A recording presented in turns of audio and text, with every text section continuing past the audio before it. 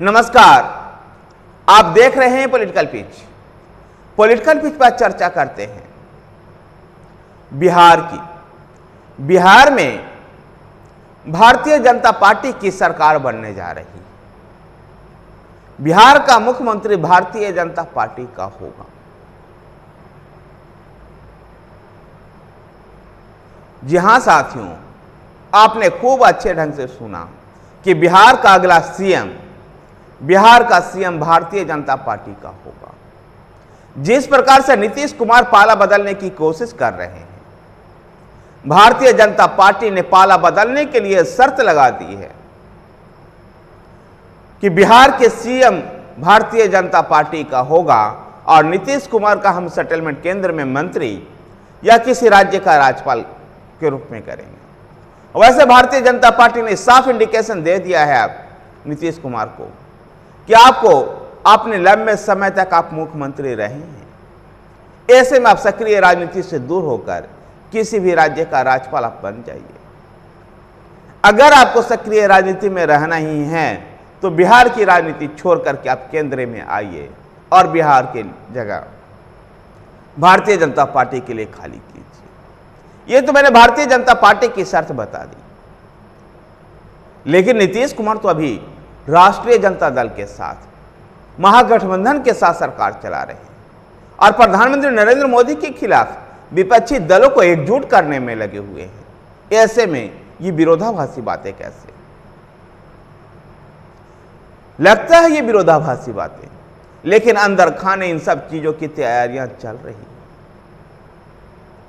नीतीश कुमार के राजनीतिक कार्यक्रमों को, राजनीतिक बयानबाजियों को अगर थोड़ा अध्ययन करें तो ऐसा लगता है कि नीतीश कुमार फिर से एक बार पलटी मारने वाले हैं। और न केवल अब नीतीश कुमार के ऊपर यह दबाव है, अपने ही पार्टी के नेताओं का यह दबाव है और इसलिए वो भारतीय जनता पार्टी के साथ जा सकते हैं। 31 अगस्त और 1 सितंबर को जो मुंबई में INDIA गठबंधन की जो बैठक हुई थी, उस बैठक से नीतीश कुमार ने जिस प्रकार से मौन साधा था, उसके बाद ही कयासों का बाजार गर्म हो गया था।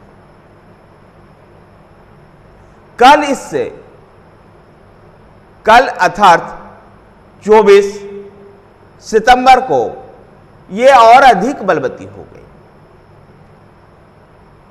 दो बड़ी घटना देश में हो रही थी। दो बड़े नेताओं का जयंती समारोह था। एक तरफ समाजवादी नेता चौधरी देवीलाल की 110वीं जयंती के अवसर पर हरियाणा में कार्यक्रम चल रहा था, जहां पर इनवाइट लोगों में नीतीश कुमार सबसे टॉप लेवल पर थे और कई बार चौधरी देवीलाल, ताऊ देवीलाल के कार्यक्रम में नीतीश कुमार आते रहे। तो दूसरी तरफ पंडित दीनदयाल उपाध्याय की भी जयंती थी और ऐसे में पंडित जनसंघ के संस्थापक पंडित दीनदयाल उपाध्याय के कार्यक्रम में नीतीश कुमार पटना में जाते हैं, जबकि चौधरी देवीलाल, ताऊ देवीलाल के कार्यक्रम में नहीं जाते। जबकि INDIA गठबंधन में इंडियन नेशनल लोक दल को शामिल करने के लिए नीतीश कुमार ने पहले भी सिफारिश की थी। सबसे टॉप लेवल के इनवाइट होने के बाद भी नीतीश कुमार उस कार्यक्रम में नहीं पहुंचते हैं और दीनदयाल उपाध्याय के कार्यक्रम में जाते हैं। ध्यान रखना होगा इस बात को कि अटल जी के पुण्यतिथि के अवसर पर दिल्ली में वो अटल समाधि में भी गए थे। भारतीय जनता पार्टी से जुड़े हुए चीजों को आजकल वो नीतीश कुमार कुछ ज्यादा ही उल्लास के साथ कर रहे हैं। इन दोनों घटनाओं ने इस बात को संकेत दे दिया है कि नीतीश कुमार अब INDIA गठबंधन में बहुत ज्यादा दिनों तक नहीं रहने वाले हैं और अब उनको भारतीय जनता पार्टी के साथ राजनीति सूट करेगी। G20 शिखर सम्मेलन के दौरान जिस प्रकार से राष्ट्रपति द्रौपदी मुर्मू ने डिनर समारोह का आयोजन किया और उस डिनर समारोह में नीतीश कुमार बतौर मुख्यमंत्री गए और उनकी नीतीश कुमार से प्रधानमंत्री नरेंद्र मोदी से जिस प्रकार की मुलाकात हुई और जिस प्रकार उनका फोटो वायरल हुआ सोशल मीडिया साइट एक्स पर, इन सब को देख करके लग रहा है कि नीतीश कुमार अब निसंदेह पाला बदलने की तैयारी कर रहे हैं। कल जब पत्रकारों ने चौधरी ताऊ देवीलाल के कार्यक्रम के बारे में पूछा और उनसे पूछा कि आप क्यों नहीं वहां गए, तो नीतीश कुमार का साफ जवाब था कि जहां हमें जाना होता वहां चले जाते हैं। जाना कहां था? दीनदयाल उपाध्याय की जयंती जो पटना में आयोजित था, राजकीय कार्यक्रम आयोजित था।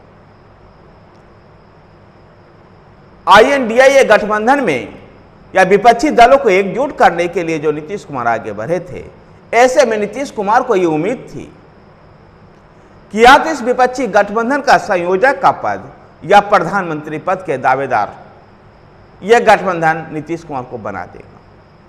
लेकिन जिस प्रकार से पटना की पहली बैठक और बेंगलुरु की दूसरी बैठक में ही यह साफ तौर पर दिख गया कि इस विपक्षी गठबंधन की कमान कांग्रेस ने संभाल ली है।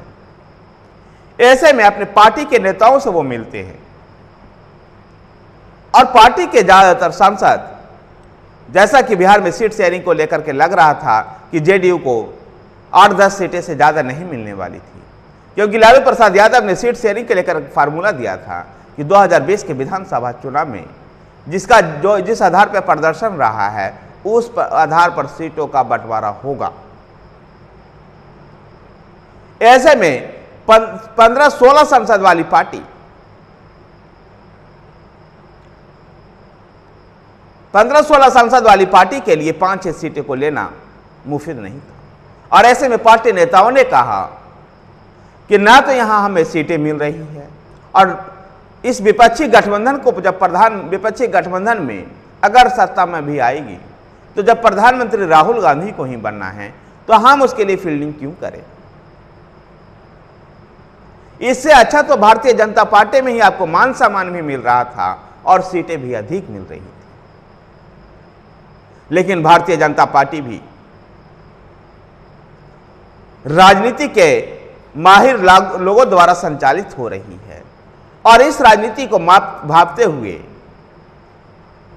भारतीय जनता पार्टी ने बिहार प्रदेश के नेताओं को एक्टिव कर दिया कि नीतीश कुमार के खिलाफ जितना संभव है उतना बोल सको। लेकिन केंद्रीय स्तर पर नीतीश कुमार के खिलाफ भारतीय जनता पार्टी के कोई नेता कुछ नहीं बोले। संभवतः यह भारतीय जनता पार्टी को नीतीश कुमार को संदेश है क्या बिहार की राजनीति छोड़िए, केंद्र की राजनीति में आइए, अगर सक्रिय राजनीति में रहना है तो, नहीं तो अगर सक्रिय राजनीति से दूर होना है तो किसी राज्य का राज्यपाल बन जाइए और बिहार की सीएम की कुर्सी भारतीय जनता पार्टी के लिए छोड़ दीजिए। इन सारी घटनाक्रम के मद्देनजर भी नीतीश कुमार के सबसे विश्वास सहयोगी रहे भारतीय जनता पार्टी में सुशील कुमार मोदी ने भी कल एक बयान दिया। सुशील कुमार मोदी वही नेता हैं जिनको कहा जाता है कि नीतीश कुमार के कारण उन्होंने बिहार में भारतीय जनता पार्टी को फलने फूलने का मौका नहीं दिया। उन्होंने कहा कि नाक भी रगड़ लेंगे तब भी एनडीए में नीतीश कुमार की वापसी नहीं होगी। तो दूसरी तरफ विजय सिन्हा इस बात को भी कहते हैं कि एनडीए के लिए दरवाजा उनके लिए हमेशा बंद है, जबकि वो पहले बयान दे चुके हैं कि नीतीश कुमार भारतीय जनता पार्टी के संस्कारों से संस्कारित है और अटल जी की गोद में ही नीतीश कुमार को राजनीतिक प्रशिक्षण प्राप्त हुआ है। इस तरह के विरोधाभासी बयान भारतीय जनता पार्टी में भी चल रही है और भारतीय जनता पार्टी केवल प्रेशर बनाना चाहती है नीतीश कुमार के ऊपर कि लोकसभा चुनाव में उनको सीटें भी देगी, लेकिन बिहार की राजनीति से नीतीश कुमार को दूर होना होगा और सीएम पद भारतीय जनता पार्टी के लिए ऑफर करना होगा और केंद्र में नीतीश कुमार चले जाएंगे। जनता दल यूनाइटेड के नेताओं ने भी नीतीश कुमार के साफ तौर पर यही इशारा किया है कि विपक्ष में रहते हुए, विपक्षी गठबंधन के साथ रहते हुए हमें जीतने की कोई गारंटी नहीं है और फिर सीटें भी हमें केवल 7-8 या 8-10 सीटें ही मिल रही है, जबकि भारतीय जनता पार्टी के साथ जाने में कम से कम 15-16 सीटें मिलेगी भी और मान सम्मान भी आपका अधिक होगा। धन्यवाद साथियों। अगर आपको वीडियो पसंद आया है तो वीडियो को लाइक कीजिए, शेयर कीजिए। हमारे साथ बने रहने के लिए हमारे चैनल सब्सक्राइब अवश्य कर लीजिए। धन्यवाद।